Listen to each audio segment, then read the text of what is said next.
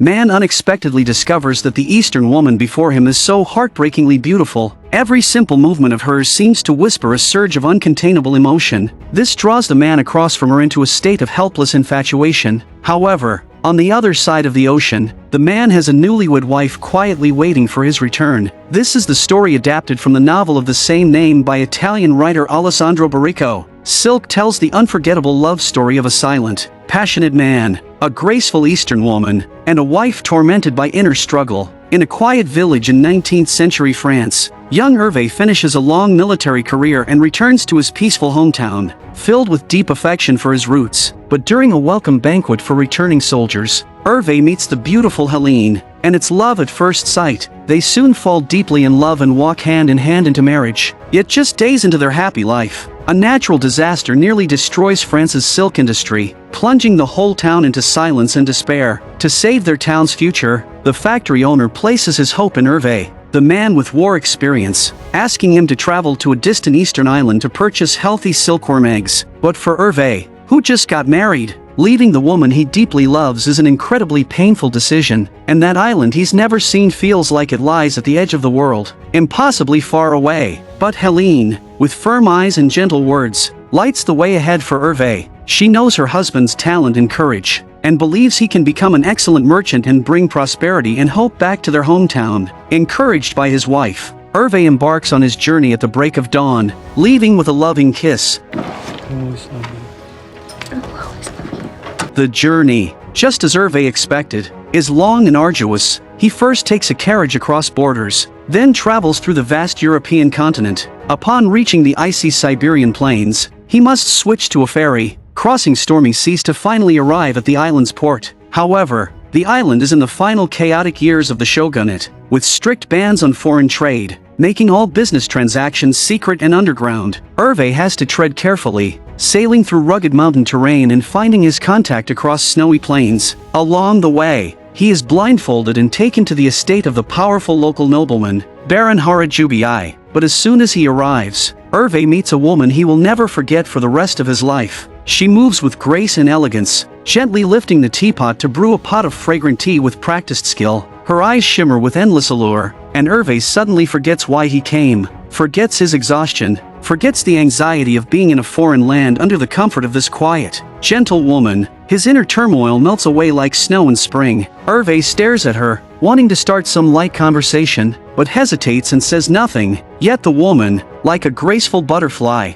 rises and floats over to the noble merchant beside her, curling up softly in his arms like a gentle kitten. Only then does Hervé learn that this woman is actually the cherished concubine of Harajubi. Though they do not speak the same language and cannot communicate directly, Hervé feels a mysterious force silently transforming him. Soon after, with the silkworm eggs successfully acquired, Hervé returns to Europe and receives a generous reward for his journey. He embraces his beloved wife tightly, overwhelmed by the emotion of reunion after so long apart. The next day, Hervé uses his earnings to purchase a spacious villa and a piece of barren land. With deep affection, he promises to turn this land into a vibrant garden, filled with lilies, his wife's favorite flower. Together, they plan a beautiful future, full of dreams and hope. However, life doesn't always go as planned. Despite their efforts, Helene is never able to conceive a child, a regret that weighs heavily on Hervé's heart, leaving him burdened and helpless. And in the depths of his mind, the image of that mysterious Eastern woman continues to linger. They live a brief yet peaceful life, until one day, the silk factory owner comes to Hervé again, this time with troubling news. A silkworm disease outbreak threatens production, and they desperately need more healthy eggs from the distant island. To Hervé, this also means a chance to see that woman again, so without hesitation, he agrees to go. He embraces his wife tenderly, vowing his love will never change. When he returns to that now familiar village, the locals gradually lower their guard, no longer blindfolding him, and Hervé begins anxiously searching for a glimpse of the woman. At last, guided by the villagers, he arrives at a picturesque hot spring, where he catches a faint glimpse of Harajubi and the woman. But as Hervé approaches, the woman vanishes in an instant. This time, being a returning business guest, Hervé receives far better treatment. The nobleman honors him, and servants are ordered to care for him during his bath. Lying in the shimmering water, Hervé enjoys a rare moment of relaxation, when suddenly, A pair of soft hands gently rests on his shoulders. The woman lifts water with elegant grace and lets it flow over his body, though her face is partially veiled. Hervé senses that familiar aura and knows without a doubt it is her. Before leaving, she quietly slips a note into his hand, but the Japanese writing is beyond Hervé's understanding. As night falls and the welcome banquet bustles with excitement, Hervé's eyes never stop searching for the woman. She is like a tranquil lotus flower, reserved and composed, never speaking first, yet her eyes reveal emotions too strong to be hidden. Hervé is certain she feels the same way he does, but to his dismay, under the pale moonlight, she gently pushes another woman toward him. The stranger lets her robes fall and leans into Hervé's arms, her cheek pressed against his burning chest. Though Hervé does not resist, he is filled with confusion and sorrow, unable to understand why she would send him into someone else's embrace. At dawn, Hervé walks to the hot spring and catches sight of the woman bathing. Steam floats over the water like a dreamscape, and as she slightly lifts her head, her eyes shimmer with shyness and mystery. But before Hervé can make a move, she slips beneath the surface and disappears into the mist. From that day on, she continues to haunt his dreams, appearing in the same graceful way each night. 2 days later, the silkworm eggs are secured, and Hervé begins his long journey home once again. This time, he brings back not only more silkworms, but also a longing that he cannot leave behind. He returns to his waiting wife, and just like before, they fall into each other's arms. Yet in a quiet corner of Hervé's heart, the image of that woman remained, making it impossible for him to give himself completely to his wife again. This torn feeling tormented Hervé, and countless times he wanted to confess everything to Helene, but the words always caught in his throat. So, he chose instead to tell tales and legends about silk, using stories to fill the growing void inside him. His wife began to notice his strange behavior and grew increasingly suspicious, but she said nothing. Choosing silence over confrontation, she poured her efforts into trying to bear him a child, hoping that this love could mend the cracks between them, but fate did not favor her. She was never able to conceive. Meanwhile, the mysterious note from the woman continued to trouble Hervé. Determined to understand, he searched far and wide until he finally found a lady from the island and begged her to translate the message. Come back or I shall die. When he heard the meaning, Hervé was stunned, as if pierced by an invisible pain. As he reached for his wallet to offer payment, the woman simply said, Forget about her. She won't die, and you know it. The scene shifts. The factory owner approaches Hervé, warning him of the island's unstable situation. He shares news from an Italian trader, who has found another, more stable source for silkworm eggs, and at a better price. Fearing for Hervé's safety, the factory owner urges him not to return to the island, but Hervé, with quiet resolve, insists that even if he must pay out of pocket, he still wishes to go. Perhaps buying silkworm eggs is the only way he might see her again. Ignoring his wife's pleas, Hervé sets out for the island for a third time. He clutches the paper in his hand, rubbing it repeatedly, filled with hope and longing for a reunion. But the island is now engulfed in turmoil, fear spreading through the people, and no one dares guide him anymore. He tries asking a local boy to help him find Harajubi, but instead of help, he's met with death threats, and the boy who guided him is ruthlessly killed by Harajubi himself. Hervé is forced to abandon his search for the woman. Amid the chaos, it becomes increasingly difficult to find high-quality silkworm eggs. After endless effort, Hervé manages to buy some, but the delay means he misses the ideal shipping window. When he finally returns home, it's already the height of summer. With anxiety in his heart, he opens the crate of silkworm eggs only to find a devastating sight. They're all dead. The precious cargo, once worth a fortune, is now nothing more than worthless waste. Because of this failure, 3 out of 4 silk factories in the town collapse. People lose their jobs, and life plunges into hardship. Hervé knows he has let down his wife and the villagers, and a heavy silence settles over him. Yet he doesn't give up. He uses most of his own savings to hire the unemployed townspeople and begins building the garden he once promised his wife. From the scorching summer to the chill of autumn, the villagers work and earn fair wages, and Helene's face begins to glow with happiness. She comes to accept her inability to have children and starts treating the servant's child as her own. But while joy returns to their home, Hervé drifts like a lonely shadow, unable to erase the memory of the Eastern woman. Then one day, a letter arrives, the seal on the envelope unmistakably from the island. Hervé knows immediately, it must be from her. He brings it once again to the island woman for translation. She glances at the letter and gently says, "This time,